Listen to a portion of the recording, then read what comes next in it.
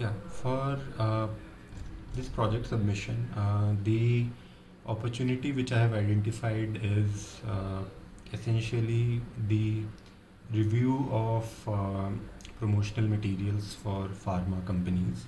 So currently, this process is a highly manual process where some of the big giants, pharmaceutical giants, essentially, so the promotional material which they share with the general public for any particular drug, it has to undergo a review and approval from the regulatory agency. So, for USA, the regulatory agency is FDA, and for Europe, the regulatory agency is EMA.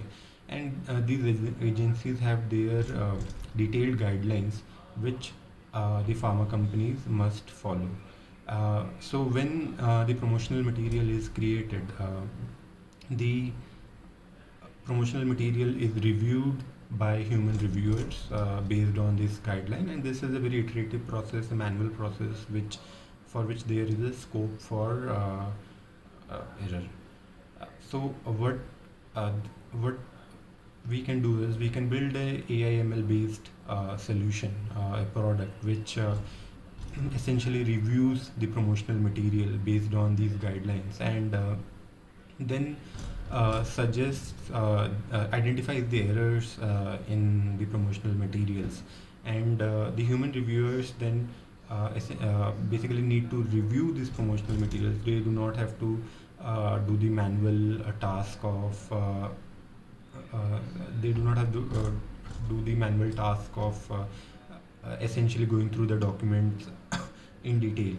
Um, so this human in the loop approach essentially ensures that all the AIML suggestions are uh, basically reviewed by human reviewers before they are passed on to the general public. Uh, for this, so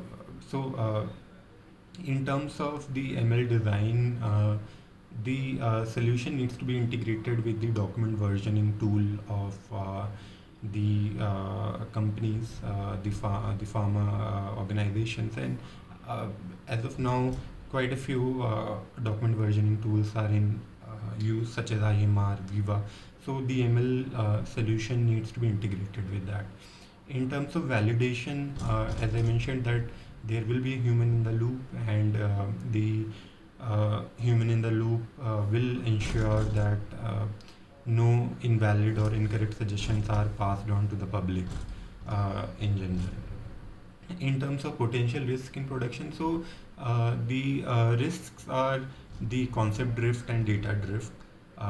That because the with the changing regulatory guidance, there may be changes in the way regulators look into, yeah, things while reviewing documents. So our models need to be calibrated accordingly at periodic intervals.